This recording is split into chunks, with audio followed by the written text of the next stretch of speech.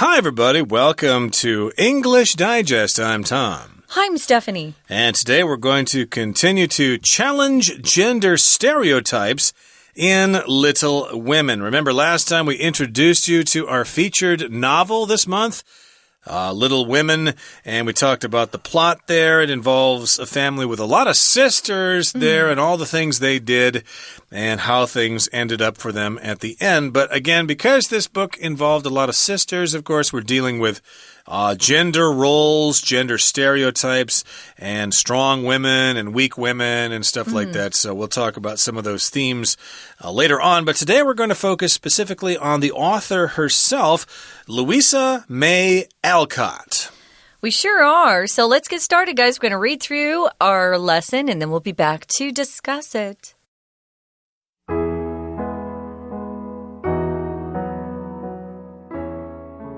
Louisa May Alcott, best known for her novel Little Women, was unlike most women of her day. A self-proclaimed tomboy, Alcott preferred climbing trees to taking part in the social activities expected of young women in the 19th century. Her distaste for conventional social norms lasted into her adult life. For example, she was a firm believer in the abolition of slavery. Unable to serve in the military, Alcott signed up as a Union nurse in the U.S. Civil War. In addition, Alcott campaigned for women's suffrage and fiercely advocated women's rights.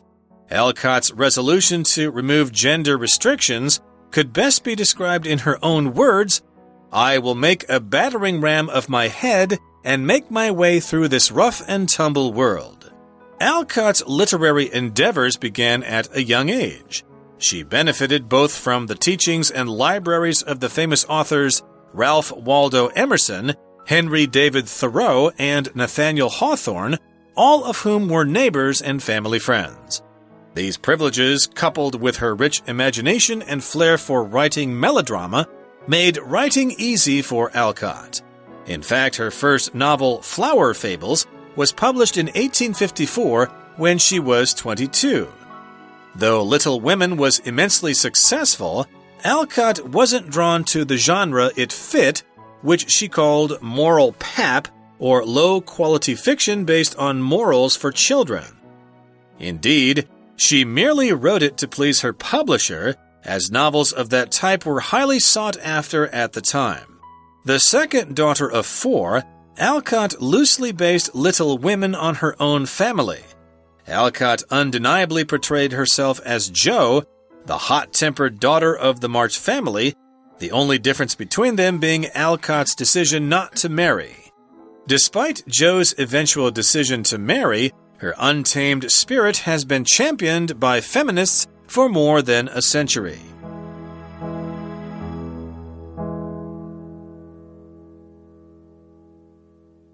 Okay, guys, let's get started. We're talking about Louisa May Alcott, our author today. She's best known for this novel, Little Women, that we talked about, at least the plot, in an earlier program. Well, she was unlike most women of her day. I would say she was a very strong feminist. I think we could label her that way. She was a self-proclaimed tomboy.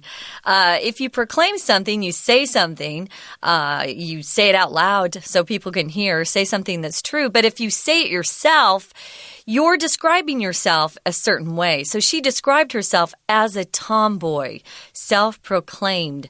A tomboy is a girl who likes to, get out there and play with the boys, maybe climb trees, play baseball. She's not content usually to stay in the house and play with dolls or maybe make cookies with mom.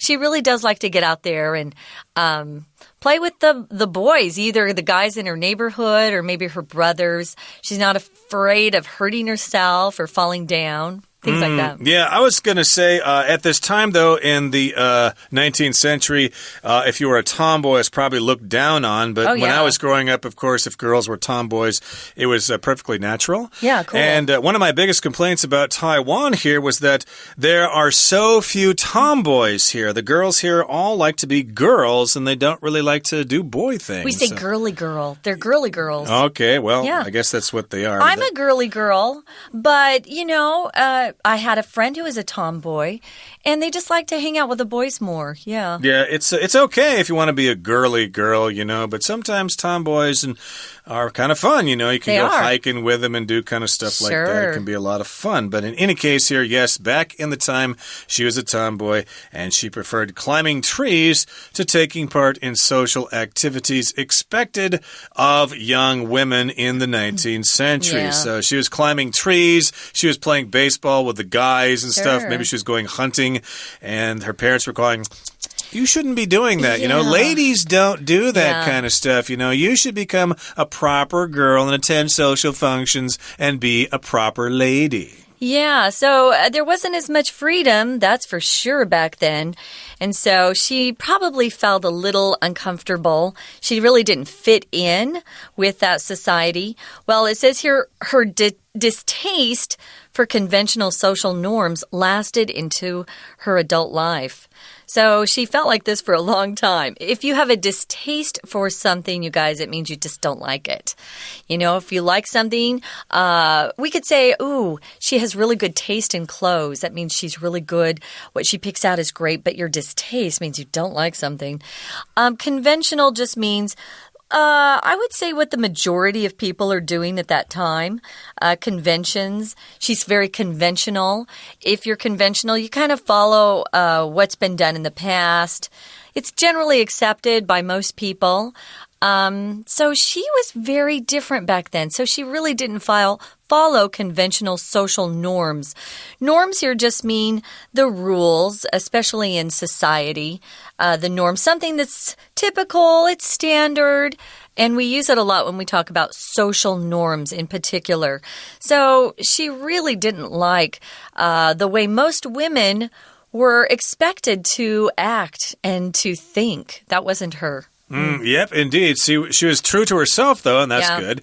And, conventional, traditional, social norms. And she didn't grow out of that tomboy behavior. She continued it into her adult life. Let's give you an example here. She was a firm believer in the abolition of slavery. Okay, abolition means you get rid of something, some kind of institution or some kind of practice or something. For example, the abolition of child labor, for example. We're all in support of that. Yeah. But back in the United States at this time of history, there were lots of slaves there being brought over from Africa.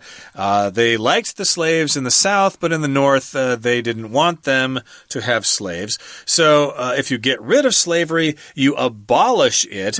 Or she was a believer in the abolition of slavery. We should get rid of it and free the slaves. Yeah, in fact, that came from her dad. Her dad was an early proponent, someone who supported integrating the blacks, the slaves, with people who were white. So she came from a very interesting family. Now, Alcott herself, she signed up as a union nurse. Union refers to the part of the U.S. that was fighting to free the slaves, the Union.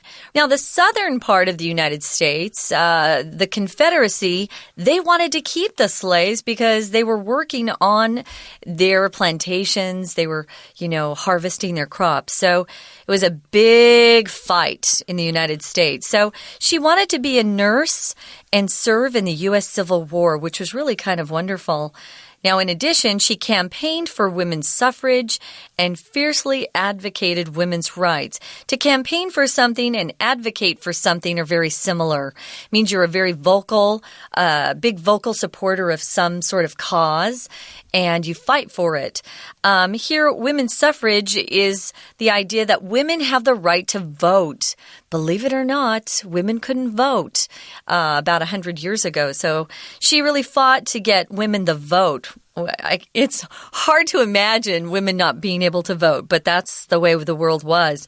So she was very strong on women's rights, you could say. That's right, and I think she actually has sort of established the profession of nursing in the Civil War. It didn't really exist like it does today before that, so we have her to thank for that. And again, she wanted to give the right to vote to women. And of course, she fiercely advocated rights for women. To advocate means you support something and you try to do things that support your cause. And these rights could have been rights to, children or work or pay. Going to school. Going to school, various things like that we all take for granted today. Yeah, because then they couldn't go to university. Absolutely. Yeah, they were kicked out of Harvard, weren't they? Or they weren't even let in or something. But in any case here, Alcott's resolution to remove gender restrictions could best be described in her own words. I will make a battering ram of my head and make my way through this rough and tumble world. So she had this resolution. Resolution could refer to how many pixels that your digital camera has. My camera has a resolution of 24 megapixels, for example. That's the resolution, 解析度 in Chinese. But here, resolution means something different. It's like a firm decision that you've made, and you're not going to take no for an answer. You're not going to give up. You can also use the word determination there. Alcott's determination to remove gender restrictions. Really, she was very strong in her determination. Now, it says here she wanted to remove these gender restrictions. A restriction is something that takes away some of the freedom that you have. It limits what you can do. And we've already mentioned a couple of things. Women couldn't vote. They couldn't go to, they couldn't get a higher education like university. They could go, I think, to primary school, which was, it was called primary school back then. It's elementary now. So they had a lot of restrictions in her day. And her quote is interesting. She says, I will make a battering ram of my head and make my way through this rough and tumble world. Picture a ram. It's an animal that actually, when it's angry, it uses its head to hit or to butt up against something. A battering ram these days is a piece of equipment that sometimes the police will use to break down a door and to get in somewhere. So she was almost using her head to force her way in to places that women weren't allowed. So she wanted to make changes. If it's a rough and tumble world, Tom, what does that mean? Rough and tumble here just means there's no real law and order. There aren't really any laws or rules. And I guess she's saying that, yeah, this world is kind of disorganized, and I'm going to try to make some sense of it. It doesn't make sense for me to be denied all these rights that men enjoy. So we'll continue talking about her endeavors to change the world in just a couple of seconds. We're going to take a break right now and listen to our Chinese teacher.Hello， 大家好，我是 Trevor， 欢迎收听 English Digest。今天为各位介绍的是 Unit 14 Challenging Gender Stereotypes in Little Women 第二天的文学单元。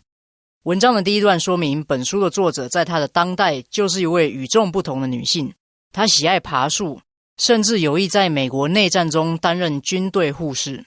首先，我们看到第一段的第二句 A self-proclaimed tomboy Alcott preferred climbing trees to taking part in the social activities expected of young women in the 19th century.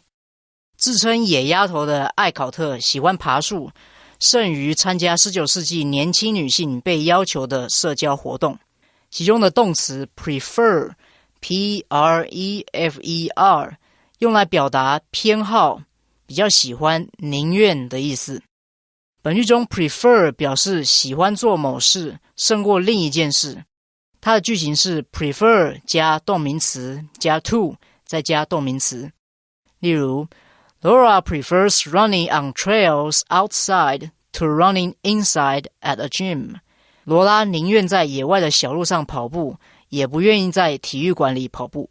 这个句型也等于 prefer 加 to 再加原形动词加 rather than加原形动词。例如 Laura prefers to run on trails outside rather than run inside at a gym. 另外，如果 prefer 要表示喜欢某事物胜于另一个事物，可以用 prefer 加名词，加 to 再加名词。例如 When it comes to keeping a pet, Mike prefers dogs to cats. 说到养宠物， Mike 喜欢狗胜于猫。我们再看到本段倒数第二句 In addition, Alcott campaigned for women's suffrage and fiercely advocated women's rights. 此外，艾考特为女性投票权发起运动，并大力提倡妇女权利。句中的 campaign, C-A-M-P-A-I-G-N 是动词，后面可以接 for 表示发起运动支持某事物。campaign 后面也可以接 against 表示发起运动反对某事物。例如 Many people campaigned against the construction of Taiwan's fourth nuclear power plant. 许多人发起运动抗议台湾核四的新建。campaign 也可以当作名词用，意思是宣传或行销活动。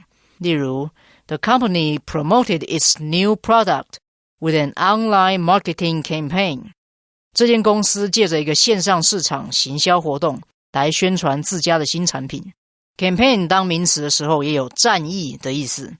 例如 The campaign to seize the city was a great success.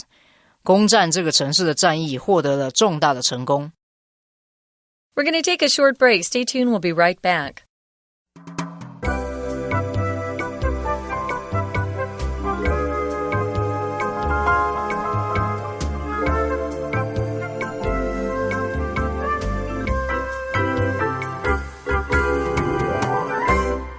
Okay, let's continue with our lesson. Again, we're talking about the writer herself, Louisa May Alcott. She's actually from New England in the United States. She was a tomboy when she was a kid.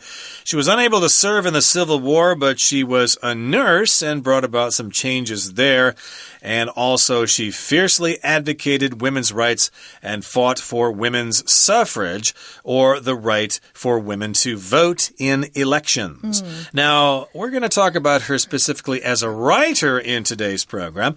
Alcott's literary endeavors began at a young age. Okay, yeah, she was kind of a political activist and a nurse and stuff like that, but actually she is known mostly as a writer. And if you write, you're doing things in the literary world or the world of literature. So her literary endeavors or her attempts or her accomplishments or whatever, they began when she was very young. Endeavor here just means when you try really hard to achieve something. An endeavor can be both a noun and a verb. To endeavor to do something, I'm trying really hard to do something, or your effort is your endeavor. Yeah, and we oftentimes will use it in the plural form. Oh, good luck in your future endeavors. We'll often sign that on a card or a note, especially if we have a friend or maybe a coworker who's leaving the company. Good luck in your future endeavors.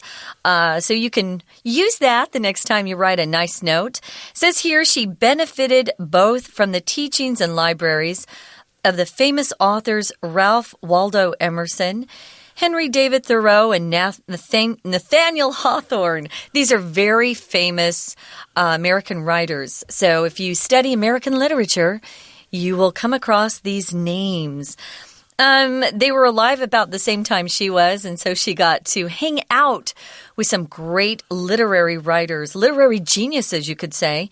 If you benefit from something, you get some sort of advantage from it. And she definitely was born into a good family, and she had a lot of benefits or advantages. That would help. So they got to hang out with Ralph Waldo Emerson. He was a poet and a philosopher. I think he wrote Nature. That was an essay. And Thoreau, of course, wrote On Walden Pond. And Hawthorne wrote The Scarlet Letter. Yeah. And something else as well. They were neighbors. They lived close by, so they could hang out with each other and discuss literature and philosophy and stuff like that. said. And these privileges, coupled with her rich imagination and flair for writing melodrama, made writing easy for Alcott. So these are different factors that made her a good writer. She had these privileges. A privilege is just something that you enjoy. It's not a right. It's not the same thing. They always told us when we were kids that, remember, driving is a privilege. It's not a right. A right is something that you should have, but a privilege is something that you supposedly should earn. You earn through your good acts or good deeds, your hard work. She had a lot of privileges because her father was an educator, a U.S. educator, so she was born into a family that had some money, and she also had some good examples. Now, if you couple something with something else, it means you put those two things together.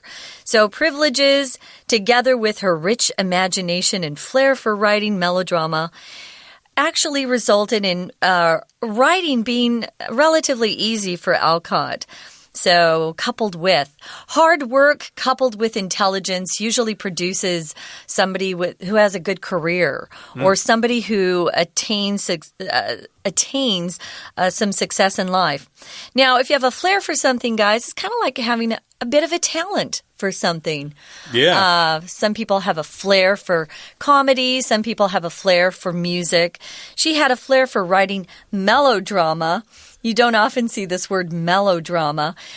People write dramas, which, are interesting stories that draw people in. But if it's melodrama, it's a little bit exaggerated, right? Yeah. So they tend to have events sometimes that aren't really believable, or their characters are a little crazy. Yeah, of course, Taiwan produces some great melodramas in Taiwanese. They're on every night. Yeah. They've got the dramatic music there. If somebody's really mad at somebody and they're going to get revenge, you're not going to get away with this. You'll pay for this.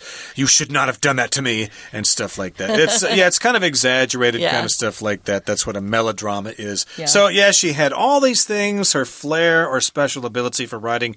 It made writing easy for her. In fact, her first novel, entitled Flower Fables, or maybe some fairy stories or whatever about flowers, it was published in 1854 when she was 22. So that would have been 10 years or so before the events of Little Women. She was only 22 then. She was able to publish a novel. Wow. So, imagine if you're a writer and you can publish a novel at such a young and tender age. Pretty good. Now, though Little Women was immensely successful, immensely meaning extremely, she wasn't drawn to the genre it fit. The genre of Little Women is kind of, for girls. It's a love story. Genre is a category of something.